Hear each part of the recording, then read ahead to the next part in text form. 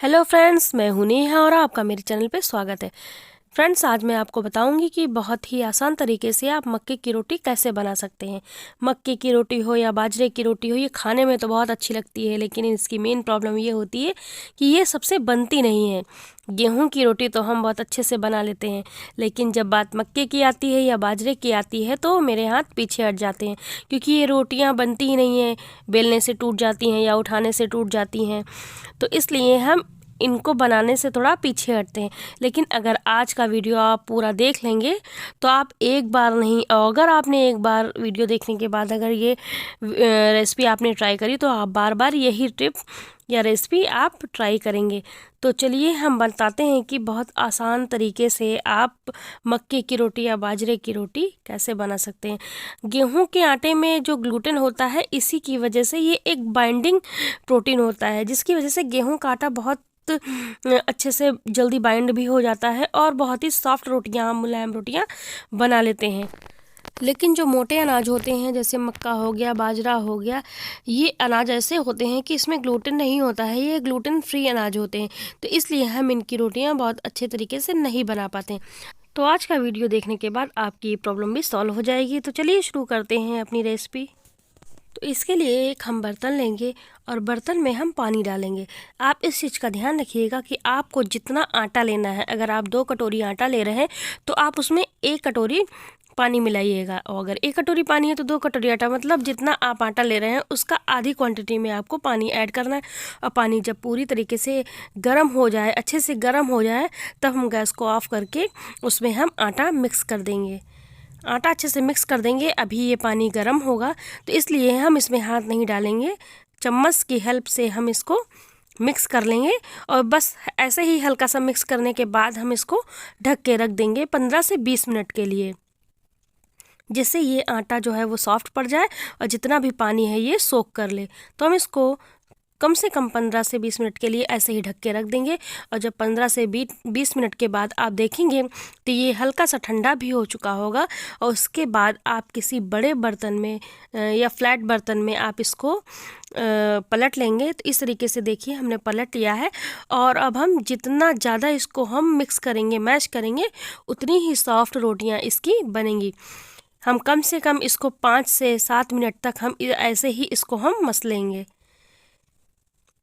ये प्रोसेस कम से कम आपको 5 से 7 मिनट तक करनी है। 7 मिनट तक तो आपको ये प्रोसेस करनी ही है। इस तरीके से आप जितना मसलेंगे आटा उतना ही सॉफ्ट होता जाएगा और रोटियां बनाने में आपको उतनी ही आसानी रहेगी। इस तरीके से हम आटे को मैश करते रहेंगे। अगर ये प्रोसेस करते समय आपको ये लगे कि आटा गीला है तो आप इसमें हल्का सा सूखा आटा ऐड कर सकते हैं, और अगर आटा आपको सूखा लगे तो हल्का सा पानी भी आप इसमें ऐड कर सकते हैं। तो इस तरीके से हम आटे का एक सॉफ्ट डो तैयार कर लेंगे।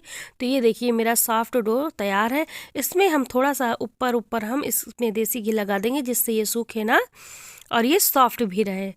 तो बस इसको करने के बाद हम इसको 10 मिनट के लिए रख देंगे, फिर हम इसकी रोटियां बनाएंगे। ये देखिए, देखने से ही आपको कितना सॉफ्ट आटा लग रहा होगा। तो बस 10 मिनट के बाद हम इसकी रोटियां बना लेंगे। तो हम आपको 2 तरीके से रोटियां बनाना बताएंगे। एक तो बेल के जैसे सिंपल आप बनाते हैं, और दूसरे हम हाथ से भी आपको कैसे रोटी बना पाएंगे हम दिखाएंगे। तो ये देखिए हमने रोटी बेल ली है, और रोटी देखिए कितनी मेरी बिल्कुल गोल बनी है और अच्छी बनी है। और बाकी अगर थोड़े बहुत साइड में क्रैक्स आ रहे हैं तो आप डरिएगा नहीं, ये मक्के का आटा है, तो अगर थोड़े बहुत आ रहे हैं तो कोई प्रॉब्लम नहीं है। खाने में बहुत ही टेस्टी लगती है, टेस्ट में कोई अंतर नहीं आएगा। तो बस वैसे ही जैसे हम गेहूं की रोटियां बनाते हैं, वैसे ही इन रोटियों को भी बेल लेंगे। आप देख रहे होंगे कि बेलने से भी कितने अच्छे से ये रोटी बन जा रही हैं। तो इस तरीके से हम, बस ये है कि बेलन आप हल्के से इस पर प्रेस करिएगा। तो इस तरीके से हम इसकी रोटियां बेल लेंगे, और आप देख रहे होंगे कि रोटी भी बिल्कुल गोल बन रही है। तो बस इसको हम सेक लेंगे। देखिए रोटी लग रहा है कि प्योर मक्के के आटे की ये रोटी है। नॉर्मली अगर आप प्योर मक्का नहीं बनाना चाहते हैं तो इसमें आप थोड़ा सा गेहूं का आटा ऐड कर सकते हैं। जितना आप मक्का लें उसकी आधी क्वांटिटी में आप इसमें गेहूं का आटा भी आप मिक्स कर सकते हैं। उसकी भी रोटियां आपको अच्छी लगेंगी। नॉर्मली सब लोग ऐसे ही बनाते हैं कि उसमें जितना मक्का होता है आधी क्वांटिटी में उसमें गेहूं का आटा भी ऐड करते हैं। लेकिन आपका मन है अगर आप पूरी प्योर मक्के की आटे की रोटियां बनाना चाहते हैं तो ये देखिए इस तरीके से भी बहुत आसान तरीके से आप बना पाएंगे और रोटियां भी बहुत अच्छी मुलायम बनेंगी। और ये रोटी भी देखिए कि आप मेरी सिक गई है और फूल भी गई है रोटियां, ये देखिए। तो इस तरीके से बहुत आसानी से प्योर मक्के की रोटी बना सकते हैं आप। तो खाने में तो टेस्टी लगती ही हैं। जाड़ों में तो मक्के और बाजरे की रोटियों का स्वाद ही अलग है। तो इस तरीके से आप मक्के की रोटी बहुत आसान तरीके से बना सकते हैं। तो इस तरीके से हम सारी मक्के की रोटियां बना लेंगे इसी तरीके से। ये देखिए और सारी रोटियां मेरी बिल्कुल परफेक्ट बनेंगी और फूलेंगी भी।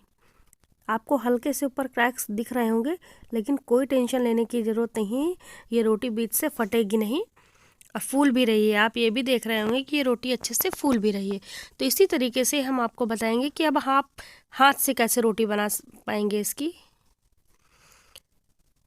इसके लिए आप एक लोई ले लेंगे और बीच में अंगूठा रख के साइड साइड से उंगलियों से आप इसको हल्का सा प्रेस करते रहेंगे और रोटी बड़ी होती जाएगी। उसके बाद आप हथेली पे रख के और इस रोटी को बड़ा कर लेंगे। तो इस तरीके से देखिए मेरी हाथ से भी ये रोटी बन के तैयार है और बिल्कुल परफेक्ट रोटी बनी है। हाथ से भी, बेलन से तो बन ही गई है, हाथ से भी बिल्कुल परफेक्ट रोटी बनी है। और ये भी देखिए कितनी अच्छी लग रही है। हाथ की रोटियों का तो स्वाद ही अलग है। और ये रोटियां जो बेसन की हो, मक्के की हो, बाजरे की हो, मोटी रोटियां जो ये होती हैं मोटे अनाज की, इनकी रोटियां जो होती हैं वो हाथ से जो बनती हैं उनका तो स्वाद ही अलग होता है। तो ये देखिए मेरी हाथ से भी रोटी बन के तैयार है। अगर आप हाथ से नहीं बना पाते हैं तो आप बेलन से बनाइए, वरना ये रोटियां तो हाथ से जो आप बनाते हैं उनका जो स्वाद है वो तो अलग ही स्वाद है।